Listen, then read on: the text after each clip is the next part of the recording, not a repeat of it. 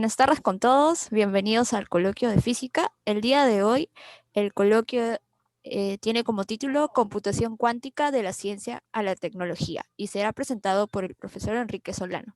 Primero voy a presentar al ponente. Enrique Solano obtuvo el máster en física en la Pontificia Universidad Católica del Perú, en Lima, Perú, y el doctorado en física en la Universidad Federal de Río de Janeiro, Brasil. Ha trabajado como investigador en el Instituto Max Planck de óptica cuántica en Garching y en la Universidad Ludwig-Maximilian en Múnich, Alemania. Ha sido profesor Ikerbasque y director del Centro Internacional Quantum Computing and Quantum Technologies en la Universidad del País Vasco, Bilbao, España, así como profesor distinguido y director del Centro Internacional Quantum Artificial Intelligence for Science and Technology en la Universidad de Shanghái, China. Desde el año 2020 ocupa el cargo de gerente general de la empresa IQM Germany en Múnich, Alemania, pionera y líder europea en computación cuántica. El profesor Solano es experto en computación cuántica y tecnologías cuánticas, en las cuales ha hecho contribuciones científicas, tecnológicas de impacto internacional. Ha publicado más de 250 artículos y sus centros de investigación son considerados think tanks influyentes de alta originalidad y productividad. Así que sin más preámbulos, damos pase al profesor Enrique Solano. Gracias, Fátima, Mauricio, Jorge, Tato, por la invitación, por la presentación. Se oye bien, ¿no? ¿Se oye lo que...? Sí, perfecto. se oye claro. Genial. Entonces, bueno, estoy en Múnich, creo que tenemos una diferencia horaria de 6 horas. Y pues para mí es un placer siempre, ya que no se puede viajar, al menos conversar por los medios tecnológicos. Y antes de comenzar, quería hacer una pequeña reflexión con respecto a esto, ¿no? Porque usualmente se asocia el desarrollo tecnológico en los últimos años con daño al ambiente, al planeta, a la salud de las personas. Y en las reflexiones que suelo hacer con respecto a la sociedad y la tecnología, pues quería hacerles notar cómo el temor que le teníamos o tenemos todavía a estos dispositivos, con todas las teorías de conspiración, algunas menos ciertas que otras, y los computadores y los sistemas de vídeo y el discurso oficial de que la tecnología nos aleja de la humanidad y de la comunicación, y resulta ser que desde que explotó la pandemia, estos dispositivos electrónicos de comunicación, de computación, de videoconferencia, que podría ser, no lo niego, que nos estén afectando la comunicación y la salud, son las que nos acaban salvando la comunicación y la salud. Es decir, la comunicación con nuestros familiares, con padres, hijos, en la cercanía y en la distancia, para las conferencias, etcétera, resulta ser que acaban convirtiéndose en las grandes salvadoras de la comunicación y de la humanidad, ¿no? Entonces, con esa introducción paso a hablarles de computadores cuánticos esta vez, como una manera de motivar el hecho de que es a veces impredecible encontrarle utilidad a las cosas, y como ya se suele decir, o al menos yo lo suelo decir, las predicciones funcionan mejor hacia el pasado, ¿no? Es decir, a posteriori todos somos genios. Entonces, no quiero decir que los computadores cuánticos nos van a salvar la vida ni la salud en un futuro, pero yo creo que el desarrollo tecnológico tiene esa función, y es desarrollar la potencialidad de la creatividad, de la ingeniería, y en determinadas circunstancias como las actuales, por ejemplo, resulta ser que la electrónica y la frialdad y la distancia de los dispositivos electrónicos nos acaban permitiendo la humanidad en la comunicación con la familia, con el trabajo, en la cercanía y en la distancia, ¿no? En fin, entonces la charla que voy a dar, este coloquio, pretende conectar, como acordé con los organizadores, un poco la relación entre el desarrollo científico, la investigación y moviéndose hacia la tecnología y a la posibilidad de hacer industria y negocio, ¿no? Con esto. Y lo voy a hacer desde una perspectiva empresarial, porque también esa era un poco la idea, compartir con los jóvenes de espíritu, al menos, el hecho de que el circuito o el círculo beneficioso para la sociedad, al menos en la forma como se concibe en esta época de la historia, es que los gobiernos y las inversiones privadas pues apuestan por la investigación fundamental, aplicada, y se considera pues un gasto, es decir, se gasta porque se confía en que el mundo académico va a producir conocimiento nuevo, trascendente e importante. No todo va a acabar en tecnología, pero es una manera de contribuir con la sociedad, con la humanidad y con el individuo, ¿no? Y la forma de cerrar este círculo, digamos, de conocimiento, tecnología y economía, es que cuando se perciba, como es el caso de los computadores cuánticos, que hay una potencialidad importante, pues se logre conectar el esfuerzo académico de las universidades y los institutos de investigación con las posibilidades de crear, sea startups o integrarse en el tejido industrial y productivo, comercial y de aplicaciones, como se está considerando en este momento, tanto para la computación cuántica como para las tecnologías cuánticas. Los slides que tengo, solamente para no mezclarlos, he escogido un set de slides o un pitch deck, como se suele llamar en el mundo empresarial, que suelo presentar en los últimos meses, relacionado con un concepto de computación cuántica totalmente innovador que hemos creado nosotros. De hecho, lo he creado yo hace ya muchos años desde el mundo académico y que ahora pues lo hemos llevado al concepto, al mundo empresarial, y la empresa líder europea en hardware de computación cuántica, que es IQM, que se originó en Helsinki, en Finlandia, pues tiene un recorrido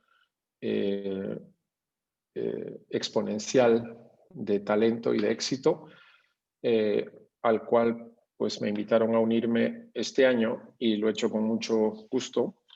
He dejado bastante de lado mi carrera investigadora y académica, digamos, para entrarle al mundo de la tecnología y de los negocios. Entonces, esta empresa IQM, como les digo, pues comenzó siendo solo una empresa de hardware y desde que abrimos en Múnich, en Alemania, pues estamos combinando, creando este concepto nuevo de codiseño de computadores cuánticos que voy a ir explicando en este coloquio. Como me pedía Mauricio, a mí no me incomoda si alguien intenta hacer alguna pregunta durante la charla, no puedo intentar responder para no esperar al último minuto si hay algo que no les queda claro, ¿no? Entonces, antes de comenzar con los slides, que algunos pueden parecer un poco técnicos o oscuros, les quería comentar que la computación cuántica es una tecnología que se basa en un paradigma osado que se le atribuye a Richard Feynman, que es bastante conocido en el mundo científico y en el mundo general, por haber insinuado de forma bastante formal y especulativa también, de alguna manera, al inicio de la década de los 80, insinuando de que en el mundo de la física cuántica había manera de codificar información de una manera diferente, y que dado que la computación convencional, es decir, el uso de los chips electrónicos y los dispositivos semiconductores, solo permitía simular o codificar o computar de forma eficiente sistemas usando la lógica, hoy en día le llamaríamos clásica, ¿no? de la codificación en bits, siguiendo un modelo de arquitectura que se llama de von Neumann, con una lógica bastante convencional y codificación en bits, pues resulta ser que la física cuántica tiene una estructura matemática que se llaman espacios de Hilbert, donde cuando se tiene más partículas o más partes, la dimensionalidad crece de forma exponencial. Entonces Feynman sugirió pues, que había la posibilidad de usar los mismos sistemas cuánticos microscópicos para poder calcular cosas que correspondían al mundo de la física cuántica, y de esa manera, como había una correspondencia entre el modelo y la arquitectura, pues la computación se hacía eficiente, ¿no? Entonces eso es más o menos el origen de la computación cuántica, y para los que no están muy al tanto, pues simplemente les digo que esta unidad que ahora se llama bit cuántico, se suele decir, aunque todos sabemos que está mal, que en lugar de tener solamente el registro físico, esas dos posibilidades de 0 o 1, pues se puede tener técnicamente, a mí me gusta decirlo así se entienda menos, pues la física cuántica permite la superposición continua en las amplitudes de probabilidad codificado en el espacio complejo, cuyo valor absoluto cuadrado, su norma, como se dice, pues que genera las probabilidades, resultan incluir efectos como, por ejemplo, el de la coherencia cuántica, que es bastante sorprendente, y cuando se tiene más de un sistema físico, el resultado es lo que se llama el entrelazamiento, que es la base de la comunicación cuántica, la base de la computación cuántica, y el canal cuántico elemental que permite el protocolo más simple de teleportación cuántica, y muchas otras cosas de las tecnologías cuánticas. ¿Okay? Entonces, con esa introducción, simplemente para que se ubiquen, probablemente la mayoría de ustedes ha leído algo al respecto, pues solo quería dejar constancia de a qué me estoy refiriendo. Entonces, lo que voy a hacer ahora es explicarles qué cosa es esto que llamamos nosotros en IQM computadores cuánticos codiseñados. Me cuesta traducirlo porque la verdad es que la primera vez que lo traduzco me doy cuenta. Codiseño. Sí, computadores cuánticos codiseñados. El concepto de codiseño es curioso, lo pueden buscar en Google. Pues existe ya, yo creo que desde la mitad del siglo pasado. Por ahí encontré una página web describiendo un centro de investigación en computación, creo que en la década del 50, 60, donde se proponía ya la fabricación y el desarrollo de computadores clásicos, convencionales, creo que era IBM inclusive, que utilizaban el criterio de codiseño. Y codiseño es un término tecnológico que se usa históricamente para referirse al desarrollo del software y del hardware como un solo concepto, es decir, de la mano, ¿no? Entonces les doy un ejemplo. Si ustedes se dan cuenta, las máquinas que usamos, los portátiles, los laptops que usamos cotidianamente, desde el cual les estoy enviando esta información, pues como les digo, usan bits y son supuestamente arquitecturas universales, es decir, son arquitecturas que alojan los programas y el software, y en teoría uno puede pues calcular y computar pues lo que sea, y se basa en el criterio desarrollado por Alan Turing, ¿no? Con las máquinas de Turing, pues donde en principio pues todo lo que se pueda computar pues es posible de hacerlo. Otra cosa es qué tan rápido se puede hacer, qué tan bien escala con la dimensión y qué posibilidades tenemos de memoria y de velocidad, pero en principio se les llama universales. El criterio de codiseño implica que nosotros vamos a tratar de adaptar el hardware y el software para que se apoye uno a otro, es decir, ya no se puede sacrificar el criterio de la universalidad, ya no nos importa computar todo, sino que podría ser que desarrollemos algunos chips, algunos computadores que sean más eficientes para hacer un tipo específico de problemas. Y es posible que inclusive no puedan usarse para resolver otro tipo de problemas.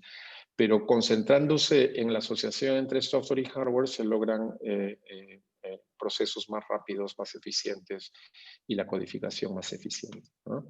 Un ejemplo, el ejemplo empresarial más claro es la empresa NVIDIA, ¿no?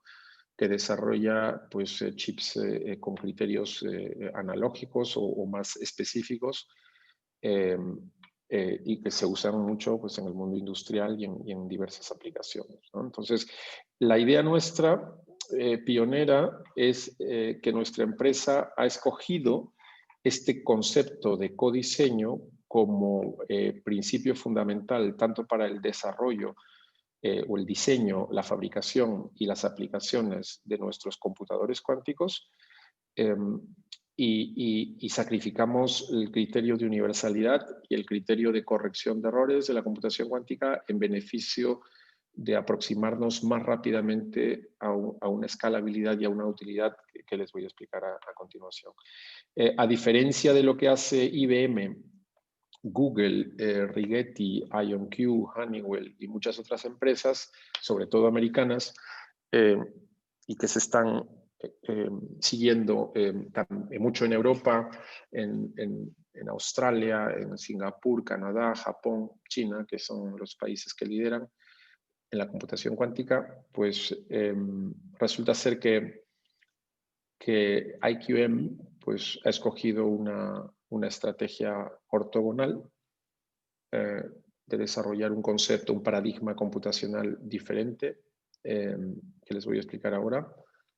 Y pues de alguna manera Alemania, Finlandia y Europa nos han prácticamente escogido como el caballo de batalla para dar la cara frente a las grandes empresas americanas, en particular IBM y Google, que son nuestros competidores más directos, ¿no? Entonces, como ven aquí, las slides están en inglés. Bueno, una definición rápida, ¿no? Un computador cuántico codiseñado es un procesador que usa la tecnología actual y que pues, busca una asociación entre hardware y software específica para beneficio de la velocidad de procesamiento y la capacidad de procesamiento. Las arquitecturas que se llaman NISC en el mundo tecnológico, ¿no? Que ha sido acuñado hace un par de años en el entorno de California, del Silicon Valley, por John Preskill, que ahora está trabajando en Amazon, en el departamento de Quantum Computing. Bueno, no ha dejado su puesto en Caltech, pero está trabajando para Caltech y para Amazon. Pues creó este concepto que no es otra cosa que una declaración de fracaso, porque lo que significa es que a pesar de que él y muchos otros han desarrollado la teoría de corrección de errores para que el ruido y el efecto nocivo del medio ambiente en los sistemas cuánticos no dañe la coherencia y se pueda hablar de computación cuántica realmente y no una computación clásica, pues resulta ser que se propuso de que se descarte toda teoría de corrección de errores y que solo se usen los computadores cuánticos para fines prácticos, y se generó la diferencia entre el concepto de qubit lógico y qubit físico. No, qubit físico es un sistema de dos niveles cuántico que simplemente pues, se codifica en el mismo, el lógico y el físico. Y el lógico es uno que requiere muchos qubits físicos para codificar una información lógica de un qubit, y las teorías pues, más avanzadas dicen que se necesitarían entre 1000 a 10.000 qubits físicos para codificar correctamente un lógico, ¿no? Entonces, eso hace que estos computadores que trata de hacer Google e IBM con el criterio, con el paradigma computacional que se llama digital, pues no sea una cosa maravillosa. Claro, eso lo digo yo. Mis colegas de IBM y de Google no van a estar de acuerdo. Pero si ven un artículo científico de Craig Chitney, un amigo de Google del año pasado, pues predice que para resolver el algoritmo de Shor, que es el algoritmo de factorización de computación cuántica de forma eficiente y útil, es decir, más allá de la capacidad de los supercomputadores, pues se requiere al menos 20 millones de qubits físicos para poder codificar algunos miles de qubits lógicos. Y si ustedes me preguntan o van a la literatura y dicen cuántos qubits físicos están disponibles en los computadores más avanzados de Google o de IBM, pues la respuesta es 50, de 50 a 100, dependiendo de cómo lo vendan, 53, 64, 75, 72. Y ese es el número de qubits físicos y se necesitan 20 millones para factorizar eficientemente algo de forma útil. 20 millones. 20 millones, sí. De qubits físicos. Y el criterio NISC lo que dice es que, bueno, vamos a usar sin corrección de errores, pero como no usamos corrección de errores, estos qubits son muy malos, son ruidosos, tienen mucho ruido, y por lo tanto, pues solo se pueden hacer ejemplos y modelos de prototipos, ¿no? Entonces, nosotros la observación que hemos hecho, y esto no es de mi empresa, sino esto es un trabajo que yo vengo haciendo ya hace unos 10 años, creamos el concepto de computación cuántica digital analógica, que es un concepto que inventé hace unos 10 años, como una manera es decir, nosotros ya hacíamos computación cuántica con el criterio NISC, que si ignoramos la teoría de corrección de errores y creamos el concepto digital analógico como un paradigma de computación cuántica nuevo que permite acercarnos más rápidamente a la utilidad. Y aquí voy a hacer, para los que entienden un poco del tema, pues una precisión de lenguaje, porque no hay un criterio universal. El artículo de la revista Nature de Google del año pasado, por ejemplo, que se llama Quantum Supremacy, pues es el que logra el primer algoritmo que funciona en un computador cuántico que logró superar la capacidad de los ordenadores, de los computadores convencionales. Y como lo decía John Martinis por todos lados, pues el resultado es superior a un le ganaría a un supercomputador, pero es inútil porque es un problema que no le importa a nadie, ¿no? Entonces se suele hacer la diferencia entre supremacía cuántica para esos casos y se le suele llamar ventaja cuántica cuando el algoritmo logra superar a los supercomputadores, pero al mismo tiempo se considera útil. Y claro, como lo útil es subjetivo, pues yo siempre digo que para mí la definición de útil es una utilidad reconocida mundialmente pues, por diversas empresas o instancias o líderes, ¿no? Es decir, que sea de consenso. La idea de cuando creamos este paradigma nuevo, digital analógico, pues es lograr acercarnos, como decía yo, a lo que se llama la ventaja cuántica, es decir, a la utilidad de la computación cuántica.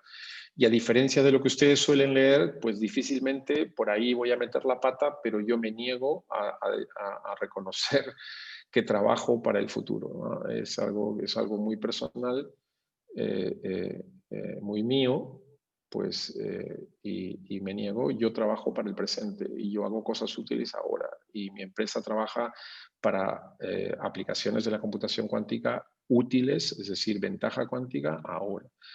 Y en eso estamos, ¿no? Entonces, el concepto que ven abajo de invierno cuántico es un concepto que se creó para todas las tecnologías avanzadas, y es la posibilidad de que muy pronto la burbuja de inversiones que se da en la computación cuántica pueda irse al suelo y pues la mayoría de empresas van a quebrar, fracasar, cerrar o ser compradas a precios muy bajos. Y podríamos pasar muchos años o décadas donde la computación cuántica desaparecería para emerger luego, pues después de que la cosa se normalice y que se encuentren resultados importantes. Eso es un poco la famosa curva de la burbuja, ¿no? De las inversiones. Y pues mi empresa trabaja con el criterio de no pasar ni un solo día en este invierno cuántico, ¿no? Entonces, en este slide, ¿no? Ya un poquitín más técnico, pues les cuento un poco en qué consiste el paradigma digital analógico de la simulación cuántica y de la computación cuántica. En el lado izquierdo van a ver las líneas, estas horizontales que representan a los qubits, y estos cuadraditos o rectángulos son los que representan las puertas lógicas. Entonces, cuando hay un rectángulo actuando en una sola línea, se llama una operación, una puerta lógica sobre un qubit. Y cuando ocupa más de una línea, pues son de 2 qubits o más. Y en principio nosotros hemos denominado pasos digitales a las operaciones sobre un qubit o sobre 2, que es lo usual en la computación cuántica digital. Mientras que abajo, como ven, lo que le llamamos bloques analógicos, y eso es una denominación que solo la van a oír en nosotros porque nuestros competidores no la van a usar nunca, a por más que nos copien, se van a dar cuenta que también tenemos la posibilidad de usar operaciones no solamente multi-qubit, es decir, puertas lógicas sobre muchos qubits, sino también operaciones, como le llamamos, analógicas, es decir, con el tiempo de interacción como una variable continua, cosa que una puerta lógica suele tener un tiempo de interacción definido, ¿no?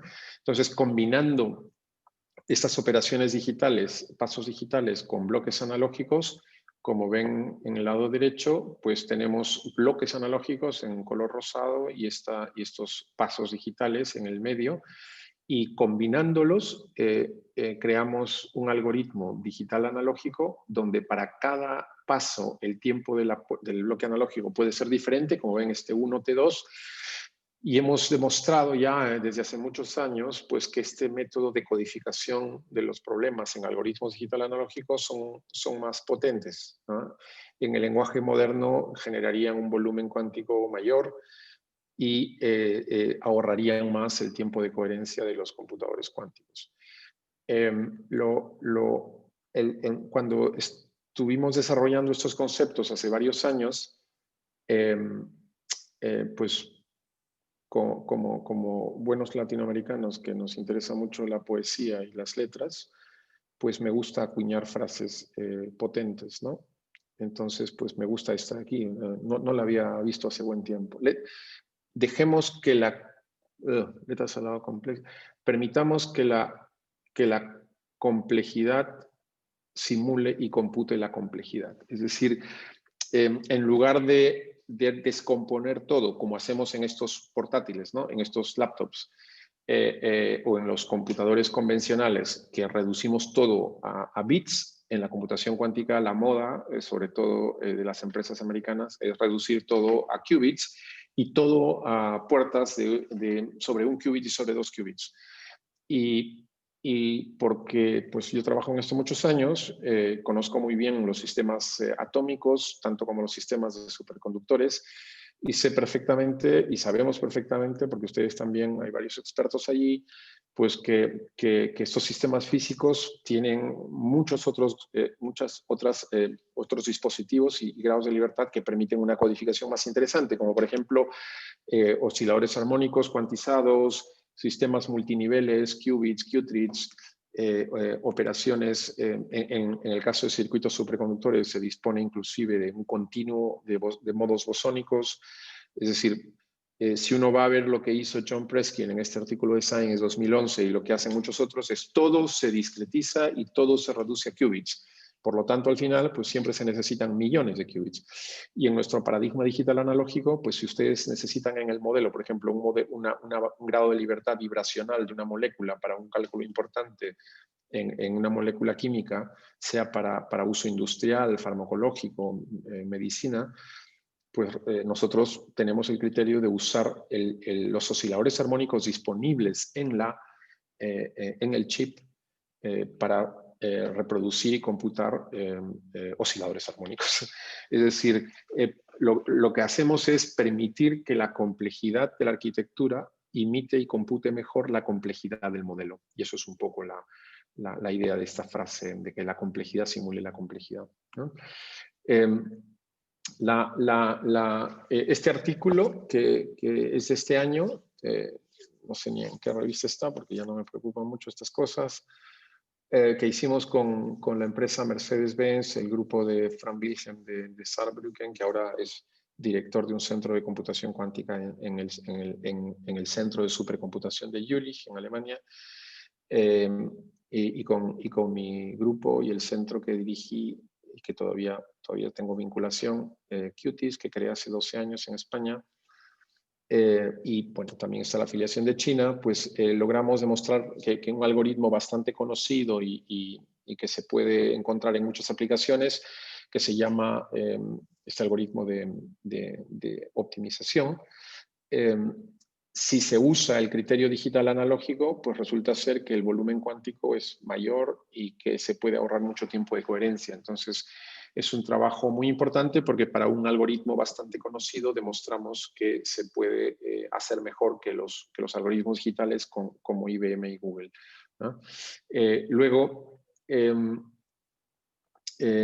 para nuestra sorpresa agradable, un gran amigo, Andreas Walrath, junto con Alexandre Blay, que son los dos, dos de los fundadores de la tecnología de circuitos superconductores en este Nature famoso del año 2004, donde lograron acoplar un qubit superconductor a una cavidad y reprodujeron el modelo de James Cummings, que es un acoplo dipolar en la aproximación de la onda rotante, que suele darse en cavidades tridimensionales, y estos lo hicieron en una cavidad coplanar en una dimensión, y fue un artículo muy influyente que dio lugar a los qubits superconductores y luego a la computación cuántica con superconductores.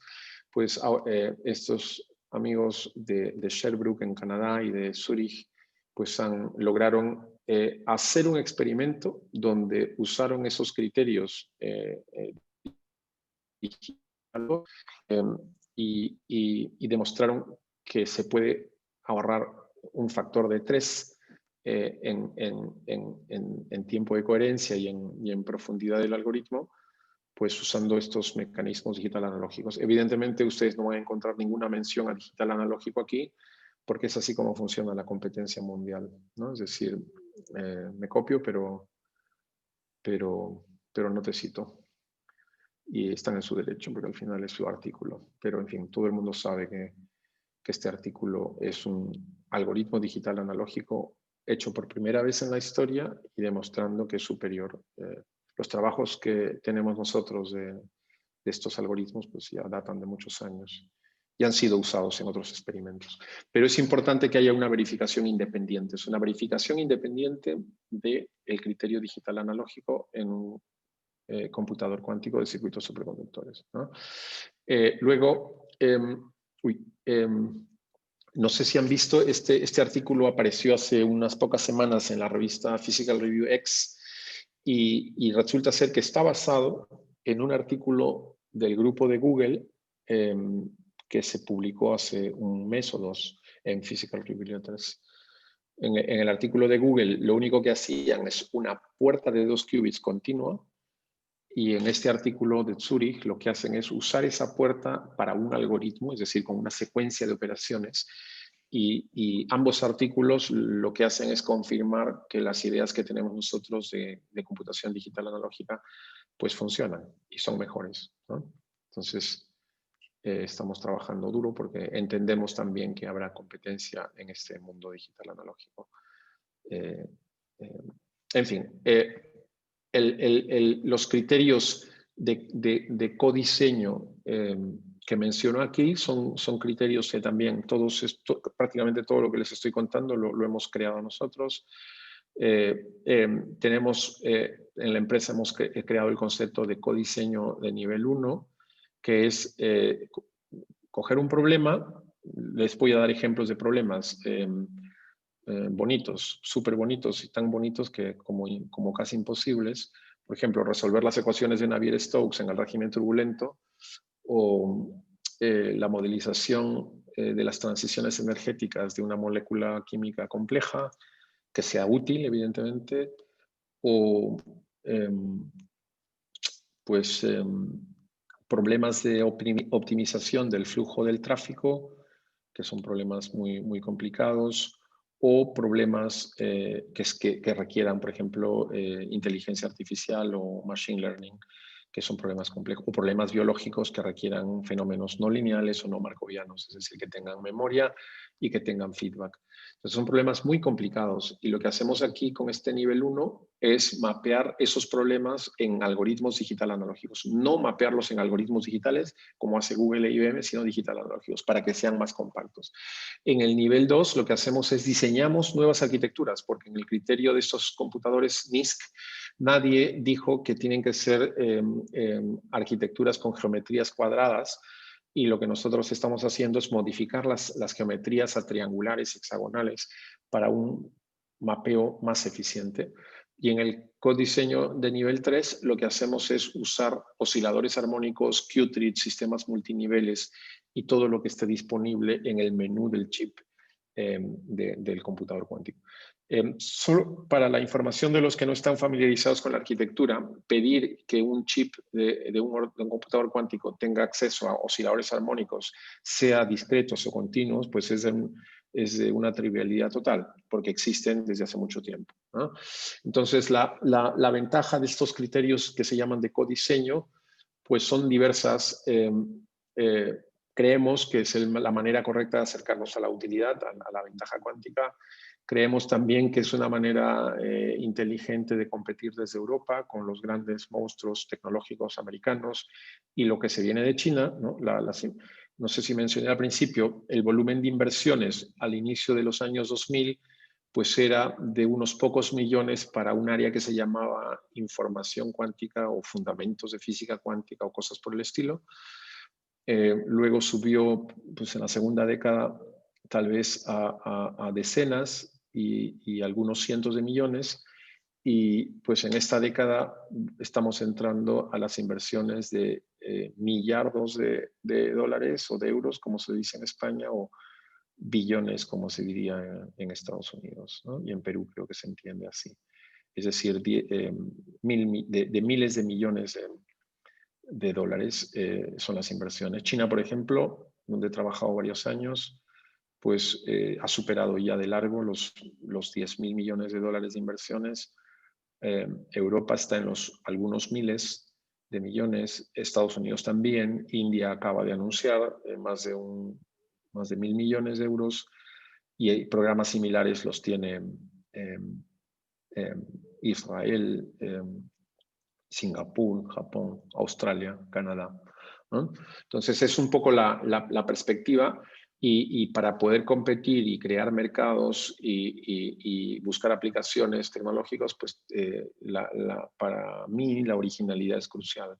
Y desde que comencé a trabajar en IQM aquí este año, pues hemos cambiado el perfil de la empresa para que siga este criterio de codiseño, de computación cuántica digital analógica, que es la única que he mencionado, pero también tenemos otro frente que se llama digital adiabático, y también otra área que hemos creado que se llama computación cuántica neuromórfica, usando memory storage cuánticos y neuronas cuánticas inspiradas evidentemente en las neuronas cerebrales. Y en el caso de la última ventaja, pues como les decía, la geopolítica cuenta, pues y hay que dar batalla, ¿no? En este slide lo que les quería mostrar es un poco cómo, por ejemplo, el mundo empieza a desarrollar sus aplicaciones de la computación cuántica. Este slide lo he hecho yo, obedece a lo que IQM Germany apunta y en lo que estamos trabajando. Entonces, la línea central es lo que les he contado, es decir, los computadores cuánticos codiseñados de los 3 niveles para los clientes, los partners empresariales. Solo a modo de ejemplo, hoy nos ha visitado el director junto con su equipo de computación cuántica de la empresa Volkswagen, un gran amigo, Florian Neukart, que estuvo trabajando muchos años en San Francisco, en Volkswagen América, y desde hace un mes está de regreso a Múnich y es el nuevo director del centro Data Lab, donde hay un equipo de computación cuántica, y estamos discutiendo para colaborar en aplicaciones a problemas relacionados con la industria automotriz, ¿no? En la parte alta, por ejemplo, nosotros creo que somos también de las pocas empresas que le da valor a la parte de educación e investigación, es decir, apuntamos a desarrollar productos cuánticos, sea de software y de hardware o de codiseño, para hacer chips educativos, o sea, computadores cuánticos educativos. Nuestro interés sería que se llegue hasta las escuelas, es decir, que los niños en las escuelas, y si pudiera ser en los kindergarten, tuvieran acceso a la computación cuántica, en las universidades para fines de investigación. A modo de ejemplo, estuve en una reunión hace unos meses con el director del Deutsches Museum en Múnich para poder colocar uno de nuestros computadores cuánticos físicamente en el museo, el Deutsches Museum en Múnich, para que el público lo use y se divierta. Y por la parte de abajo ven que también tenemos el interés de desarrollar aplicaciones para móviles con criterios de educación, sea para juegos, videojuegos, sea para aplicaciones, por ejemplo, a modelos financieros que se puedan colocar en el mercado financiero de bolsas de valores, o para tráfico, para flujos de tráfico, como lo ha hecho el amigo Florian Neukart, el director del Centro Data Lab de Volkswagen. Pues él tiene el artículo pionero usando la máquina de Google, de D-Wave, para, usando los datos del flujo de tráfico de los taxis de Pekín, China, que estaban disponibles de forma libre, pues demostró que se puede usar la computación cuántica para optimizar los recorridos, ¿no? Y esto tiene mucho interés para todo el mundo que se viene, que es el de los coches o carros sin, ¿cómo se dice? Driverless, sin conductor, ¿no? Bueno, estos ejemplos ya se los he ido mencionando, no quería mencionarles más, solo quería poner ahí rápidamente unos ejemplos. Por ejemplo, pueden ver aquí que tenemos ese trabajo usando la máquina de D-Wave para simular y computar, predecir crashes financieros, ¿no? Que son problemas muy complejos. Luego también hicimos otro trabajo de Logistic Networks, o sea, problemas de logística, también con la máquina de D-Wave. Hace unos años tuve una de mis muy comunes crisis intelectuales, que las tengo cada 2 días, y pues me pareció totalmente inútil trabajar en problemas, como yo les llamo en mi lenguaje interno, de materia muerta, de dead matter.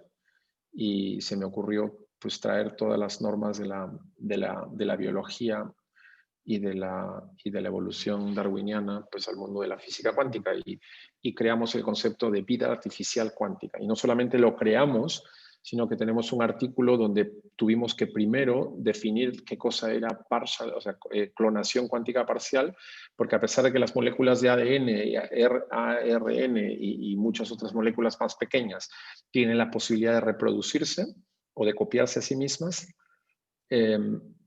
resulta ser que en la física cuántica el teorema de no clonación pues lo prohíbe. Y pues como somos tercos, pues tuvimos que hacer un artículo solo para demostrar que la clonación cuántica parcial, donde la información cuántica todavía se transmite de forma parcial, pues existe. Y luego hicimos un segundo artículo conceptual, teórico, donde definimos lo que sería vida artificial cuántica, introduciendo los conceptos de mutación, de reproducción, de apareamiento, de nacimiento, de vida social, de muerte y de generación, de producción de nuevas generaciones, ¿no? Y luego no solo nos quedamos allí, sino fuimos a la máquina de IBM, que estaba accesible en esa época, y demostramos que en un computador cuántico pues estas ideas podían funcionar. Y seguimos trabajando un poco en esto, pero no es muy fácil porque no tenemos financiamiento, pero son ideas súper osadas y atrevidas para las aplicaciones, ¿no? Luego, con esto termino ya, pues esas crisis, como les digo yo, intelectuales, se me dio por intentar buscar cómo crear no solo vida artificial cuántica, sino crear neuronas cuánticas.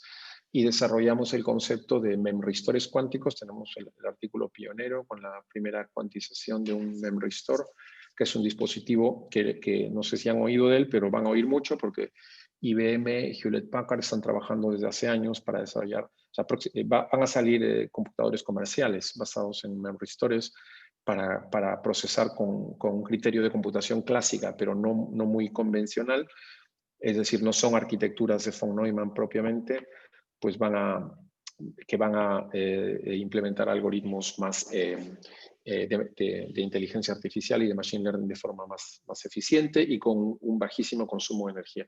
Entonces nosotros extendimos esto y creamos el concepto de computación cuántica neuromórfica, que es basada en memory storage cuánticos. Pero luego se nos ocurrió también coger el modelo de Hodgkin-Huxley, que es el modelo pionero que reproduce los spikes de la comunicación neuronal, y también lo cuantizamos, entonces también sabemos cómo más o menos implementar en el laboratorio neuronas cuánticas. Y IQM como empresa pues también ha cogido esas ideas y tenemos un equipo de trabajo y estamos buscando una financiación de algunos millones de dólares para poder desarrollar estas ideas de computación cuántica neuromórfica, ¿no? Y hay varias empresas que están interesadas en desarrollarlo con nosotros. Y esto es un poco mi fantasía, bueno, una de las tantas, es lo que yo le llamo el cerebro cuántico. Cuando creé el centro en Shanghai, pues esto fue lo que me movió a crearlo, y es la combinación de tres frentes, que uno es la inteligencia artificial, el otro es el brain science o la ciencia del cerebro, y el otro es la computación cuántica. Es decir, para mí la combinación de estas tres áreas pues produciría lo que es un cerebro cuántico artificial. Y si me preguntan, pues, ¿para qué? Pues la respuesta para mí es muy simple. Una de las cosas que quisiera hacer en vida es poder demostrar que todas las cosas de las cuales nos enorgullecemos que ha producido el ser humano como consecuencia de los procesos cerebrales y biológicos en el cerebro, pues son trivialmente superables por una máquina artificial. Es decir, ya se sabe que las máquinas escriben tan o mejor poesía que los seres humanos, pronto pintarán mejor, escribirán mejor, computan mejor, vuelan mejor.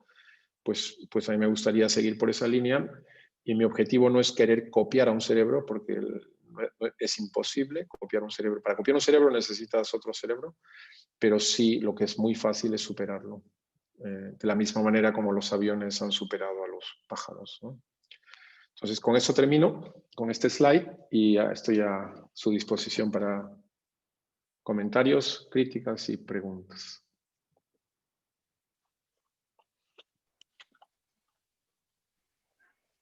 Gracias. Muchas gracias, Kike. Muchas gracias al profesor Enrique por la interesante charla. Invitamos a los asistentes a que puedan formular sus preguntas. Yo sugeriría, antes de comenzar, sugeriría que los asistentes, si quieren preguntas, puedan levantar la mano, como está dando Alfonso Saúl. ¿Sí? Bueno, sí. Entonces, lo que plantea es que, no simular el cerebro, sino hacer una versión mejorada del cerebro. La computadora podría automejorarse o, bueno, aprender de sus errores para, por ejemplo, en caso de que hubiera un error de programación, autorrepararse. Bueno, esa fue una de las preguntas que me surgió. Sí, en principio sí, ¿no? El criterio de poder observarse, que está asociado, por ejemplo, a los sistemas inteligentes, son sistemas que tienen feedback, ¿no? Es decir, todo lo que se llama autoaprendizaje son sistemas físicos que requieren un sistema externo que interacciona, los observa, y el resultado de esa observación regresa al sistema original, y el sistema original cambia. Es lo que, por ejemplo, en física, yo no sé qué estudiaste, pero el concepto de histéresis o de no marcovianidad o de autoaprendizaje o de machine learning, que lo tienen materiales, sistemas biológicos, ¿no? Y que no es trivial hacerlo en los sistemas cuánticos. Y es por eso que es un área de investigación tan dura y tan novedosa, porque resulta ser que los sistemas cuánticos, según lo que sabemos, pues cada vez que los observas, pues tienes que proyectarlos en algún estado específico, y eso hace que se destruya parte de la coherencia cuántica y de las propiedades cuánticas. Entonces, el hecho de tener inteligencia artificial cuántica tiene el desafío de cómo lograr preservar el carácter cuántico de los sistemas, como el cerebro, por ejemplo, el cerebro cuántico, mientras que tiene la capacidad de aprender. O sea, para un sistema cuántico que se basa en sistemas lineales con medida, lograr mantener el carácter cuántico mientras el sistema aprende, ¿no? En el sentido este que te digo, interacciona, es observado, se mide y la información regresa y el sistema cambia. O sea, que un sistema aprenda tiene una consecuencia muy bonita. Imagínate una caja, el cerebro, y tú le pones un input, una señal, una pregunta y te responde algo, ¿no? Si la caja funciona bien, cada vez que le haces la misma pregunta, pues te responde lo mismo, porque es un sistema físico, ¿no? Un sistema aprende cuando le pones la misma pregunta, pues y ahora el sistema responde otra cosa, porque ha aprendido, para bien o para mal, ha aprendido. Es decir, la respuesta sale y esa información regresa sobre el sistema y el sistema aprende inclusive de ese circuito, que es un sistema de histéresis, ¿no? Y eso, por ejemplo, es muy difícil en la computación cuántica. Eso es un poco la idea de la autocorrección o del autoaprendizaje que se puede implementar y en el que estamos trabajando. Ahora, respecto a esto que me dices de que no se puede imitar, pues eso es un asunto muy, muy complejo. Solamente les puedo agregar, para no quitarles mucho tiempo, que los sistemas complejos, pues en mi opinión, no son imitables para nada. O sea, no es que el cerebro tenga nada de particular. Si tú me dices, imítame una piedra, pues es imposible. Si quieres imitar una piedra perfectamente, pues es la misma piedra, es la autoimitación. Y no solamente en la física, sino en las artes, en la historia, en absolutamente todo, la imitación perfecta no existe. Pero la superación de las propiedades específicas de un objeto, pues sí existe. Y el cerebro será superado, como dicho sea de paso, ha sido superado 1 millón de veces en muchos temas. Bien, gracias por la aclaración. Bueno, Cristian quiere hacer una pregunta. Adelante, Cristian. Saludos con todos, saludos doctor Solano. Tengo una consulta o una inquietud. Aclaró o mencionó sobre especificar sobre ciertos trabajos de cálculos cuánticos, ¿no? ¿Me podría hacer un poco más claro, poner ejemplos, por ejemplo, qué empresas están requiriendo sobre cierta especificación o si se trata para modelar moléculas o en fármacos? ¿Me podría aclarar eso, ser un poco más, más concreto y poner ejemplos o de qué empresas están buscando estas especificaciones o particularidades de ciertos cálculos? Sí, pues aquí en Alemania, no quiero mencionar nombres, pero hay muchas empresas farmacéuticas alemanas y pues basta que vayas a internet y pues se interesan en posibilidades de simular. Yo te sugeriría que vayas a la página del premio Nobel y busques un premio Nobel de Química de hace unos años, no recuerdo qué año, pero hace algunos pocos años. Pero es muy bonito porque el premio Nobel fue por un método computacional donde se hacía la simulación de moléculas químicas, algunas útiles para medicinas, por ejemplo, donde la modelización de la molécula tiene que ser cuántica, porque si no se usan los modelos cuánticos, pues la predicción falla, ¿no? Y el premio Nobel es porque este señor o estos señores o señoras, no recuerdo, pues desarrollaron un método computacional donde la parte cuántica se reducía a su mínima expresión. Es decir, tenía un programa que la parte cuántica se seleccionaba de forma mínima porque es la parte más dura, más difícil, y la parte clásica pues corría normalmente. Y solamente porque ellos desarrollaron ese método se pudo computar y predecir propiedades de moléculas. Entonces, es un tema muy, muy importante. A mí me afectó mucho, de nuevo, en mi percepción del mundo tecnológico, el saber que prácticamente la mayoría de moléculas y de química y de materiales interesantes no se pueden modelar con los... O sea, si tú usas todos los supercomputadores del planeta y los pones a trabajar en paralelo, no pueden computar propiedades elementales de moléculas complejas. Ni siquiera a veces se puede saber la geometría que tienen y los experimentos pueden llegar a ser muy complejos. Entonces, las empresas químicas y farmacéuticas y de materiales, pues buscan o especulan con que la computación cuántica podría ayudarles a resolver sus problemas computacionales. Y hay empresas, por ejemplo, Google tiene un equipo de química cuántica. La empresa, la startup Zapata Computing, de un buen amigo, Alan Askurbusic, que fue profesor en Harvard, pues también es líder mundial. Nosotros en IQM, aquí en Múnich, tenemos también trabajos pioneros. No te puedo comentar porque estamos haciendo varias patentes en esos temas, pero tenemos trabajos pioneros con computación digital analógica para sistemas fermiónicos y bosónicos que reproducen moléculas químicas que sean útiles. Entonces hay un gran mercado y potencialidad porque, como te digo, contrariamente al orgullo que tenemos por los computadores, prácticamente casi todo lo que es relevante para el ser humano, sea clima, explosiones nucleares, perfiles aerodinámicos, sistemas biológicos, materiales, moléculas químicas, medicinas, procesos cerebrales, mentales, todo lo que es interesante es no lineal y no markoviano y por lo tanto totalmente ineficiente de computar con arquitecturas como las convencionales. Y por eso es que se está invirtiendo tanto en la computación cuántica. Bien, antes de darle pase al siguiente que ha levantado la mano, voy a leer una de las preguntas del chat. Isid Rivas Plata pregunta, ¿existen empresas interesadas en la innovación del cerebro cuántico o es aún una idea sin terminar? No conozco a ninguna.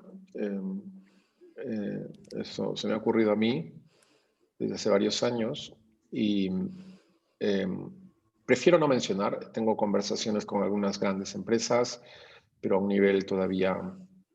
Empresas, por ejemplo, que trabajan en dos frentes, en computación neuromórfica, que existe, como te digo yo, computación con memory stores, y se interesan en computación cuántica. Entonces tenemos conversaciones, inclusive dentro de Alemania, con instituciones afines al gobierno alemán y privadas que nos han ofrecido inversiones millonarias para desarrollar este concepto de la computación cuántica neuromórfica. Pero no tenemos todavía un camino y un resultado, ¿cómo se dice? ¿Cómo se dice? Un resultado, digamos, que mueva el mundo, ¿no? Estamos a la búsqueda de un resultado donde se pueda demostrar que la computación cuántica neuromórfica, que sería la base de esto que llamamos cerebro cuántico, pues tenga un resultado revolucionario. O sea, la especulación con eso tal vez les va a servir. La especulación sobre la cual trabajamos es que la computación cuántica neuromórfica o este cerebro cuántico posiblemente pueda computar cosas que un computador cuántico usual no puede. Eso es un poco la conjetura en teoría de complejidad. Bien, gracias por la aclaración. Ahora sí damos pase a Carlos para que haga su pregunta. Enrique, quería preguntarte básicamente, bueno, primero felicitarte por tu excelente presentación. Y quería preguntarte básicamente, de acuerdo a tu criterio, ¿cómo ves a la computación cuántica si la comparamos con la computación digital? O sea, pareciera que todavía está en sus inicios, ¿no? Como la computación digital estaba en los años 40. ¿Y cuánto tiempo le tomaría a la computación cuántica para llegar a un desarrollo similar, ¿no? Para que pueda llegar a aplicaciones, no sé, de repente hasta aplicaciones móviles. Eso es una pregunta que hoy en día tiene una respuesta comercial. Y de hecho, cuando la gente me pregunta que por qué dejé el mundo académico por el mundo empresarial, pues hay muchas razones. Y una de ellas es porque, pues definitivamente me sentía muy incómodo en los últimos 2 años, como las mayores contribuciones científicas que hacíamos, pues no tenían el impacto que se merecían. Y simplemente pues las grandes empresas tecnológicas se iban apoderando de las ideas, las patentaban o las usaban de forma indiscriminada. Y pues esto que me preguntas, pues como te digo, la respuesta comercial es pronto, en pocos años. El problema es que la comunidad científica y tecnológica está respondiendo eso desde hace 20 años y todos ya estamos cansados de ese bla, bla, bla. Y por eso cuando yo acepté venir a IQM, pues puse como condición la posibilidad de empujar el área a nivel tecnológico, porque somos una empresa de hardware, es decir, construimos, diseñamos, construimos y aplicamos de forma pionera y original ideas de computación cuántica nuestras, competimos a nivel mundial e intentamos que la utilidad por la que tú preguntas suceda en muy pocos años. Si quieres que arriesgue unos años para que nuestra empresa logre ese hito histórico, pues me animo a decir 5 años, entre 5 a 10 años, digamos. No más, porque para mí no cabe ir más allá de eso. Yo quisiera, o sea, trabajo bajo el criterio de que en el tiempo en que yo esté intelectualmente activo, pueda lograr diseñar, fabricar y aplicar de forma útil la computación cuántica a problemas importantes. Ahora, nosotros tenemos argumentos tecnológicos para defender eso. Ahora, ¿cómo otras empresas dicen en 5 años o en 3 años, cuando le dices, ¿y cuántos qubits necesitas? Y la respuesta es 20 millones. ¿Y cuántos tienes? 64. Pues está complicado. O sea, si alguien te dice que vamos por 64 y que se necesitan 20 millones, es difícil de creer que lo van a lograr en 3, 5 años. Pues nosotros tenemos ideas suficientes para pensar de que con 100, 200, 300 qubits vamos a lograr la utilidad, ¿no? Y en un plazo de 5 a 10 años. Ya, por ahí va. Bien. Ahora paso a leer las preguntas del público. Wilber Céspedes pregunta, ¿por qué si las computadoras cuánticas no existen, hay tantas empresas? ¿Qué es lo que venden? ¿Ideas de algoritmos, por ejemplo? Wow, no he escuchado mi charla. Por supuesto que existen. De hecho, nosotros fabricamos. No puedo divulgar porque pues, en las empresas hay muchas cosas confidenciales, pero en muy pocos días van a ver un anuncio de una superventa que hemos hecho. Vendemos, fabricamos, diseñamos y vendemos computadores cuánticos. Por supuesto que existen. Gracias. Contable nos pregunta, ¿qué recomendaciones daría para un físico en iniciar en la rama de computación cuántica? Contrariamente a lo que acabo de decir, que se dedique a los algoritmos y que no piense en el hardware por ahora. Porque si se va a quedar en Perú, ¿no? Es decir, la posibilidad de tener el hardware es muy, muy costoso. Pero el gran mercado que se está desarrollando, y IQM también va a entrar a ese mercado, es el del acceso remoto y lo que se llama cloud services, ¿no? Servicios en la nube, acceso remoto, y ese es el futuro. Es decir, hace unos años, cuando la gente nos criticaba, ¿no? Y decía, pues imposible, ¿cómo vas a poner un computador en una mesa? Porque, por ejemplo, con circuitos superconductores se necesitan sistemas criogénicos que enfríen casi al cero absoluto, es decir, 20, 30 milikelvin. Y pues era difícil, pero desde que se entendió la noción de que no es nada del otro mundo, por ejemplo, con este celular, pues yo puedo controlar nuestros computadores cuánticos, no importa dónde estén. Y no es una propiedad de la computación cuántica, porque de hecho, cada vez que yo uso esta máquina, que tiene una barbaridad de memoria, no sé si tiene 512 gigabytes o algo así, pues yo no uso nada de la memoria, porque todo el acceso de información que vas vía Internet no está aquí. Simplemente necesitas la conectividad. Entonces, lo mismo pasa con la computación cuántica. Si vamos a tener, estamos desarrollando herramientas, por ejemplo, estamos trabajando con Telecom aquí en Alemania, con Atos en Francia y en Europa, con Google, etcétera, para poder tener acceso en la nube. Entonces, no va a haber ese problema del acceso y las aplicaciones. Y entonces, si vas a estudiar física y te interesa la computación cuántica, pues si quieres trabajar en la parte de hardware, pues vas a tener que buscar algunos pocos lugares donde se desarrolla hardware. Y la comprensión del hardware tampoco es que sea nada del otro mundo. Pero el desarrollo de aplicaciones, por ejemplo, es un área muy importante y que se puede hacer de forma remota por puro talento. Y en eso estamos. Es decir, muchas empresas solo se dedican al software cuántico. Nosotros somos una empresa mixta que hacemos codiseño, hardware y software juntos. Bien, gracias. Como última pregunta tenemos Genghis Ríos pregunta. Hace poco salió la noticia de que se estaba logrando la superconductividad a temperatura ambiente. ¿De qué manera va a impactar esto en el avance de la computación cuántica? Buena pregunta. Lo hemos discutido mucho con colegas alrededor del mundo y no sé si puse un Twitter al respecto. Creo que sí, no recuerdo. Pero esencialmente se logra la superconductividad a temperatura ambiente, pero a una presión que creo que son varios millones de bares o algo así.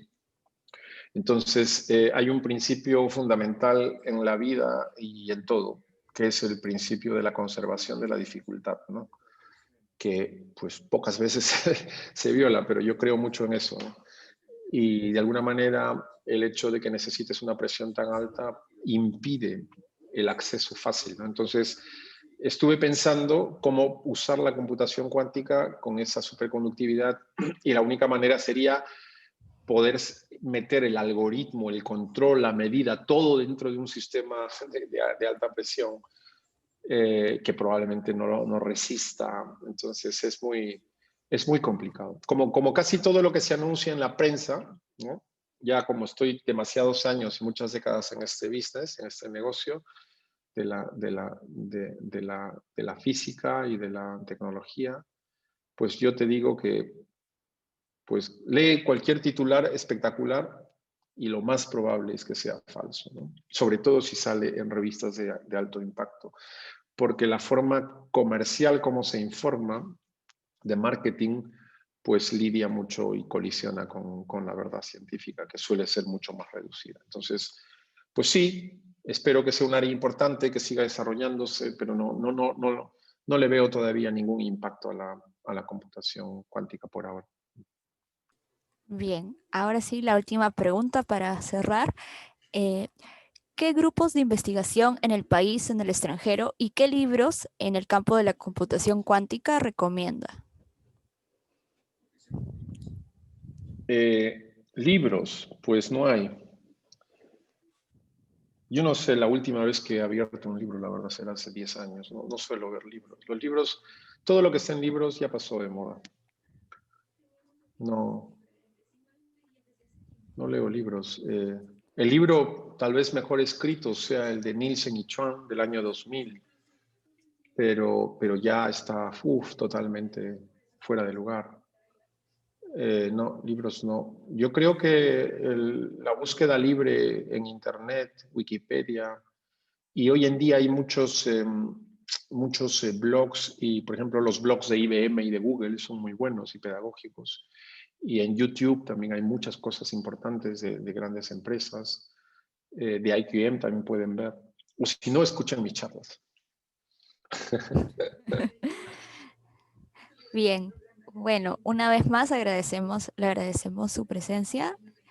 La charla ha sido muy interesante, espero que a todos haya sido de su agrado y los queremos invitar al próximo coloquio, que será el próximo jueves a las 12:30 y será sobre modelización numérica de fluidos, enfoques actuales y herramientas para el estudio de ríos y costas por Julio Montenegro de KU Leuven. Muchas gracias a todos. Gracias, Quique. Gracias. Muchas gracias a todos. Chao. Gracias, igualmente. Hasta luego. Chao. Hasta luego. Hasta luego.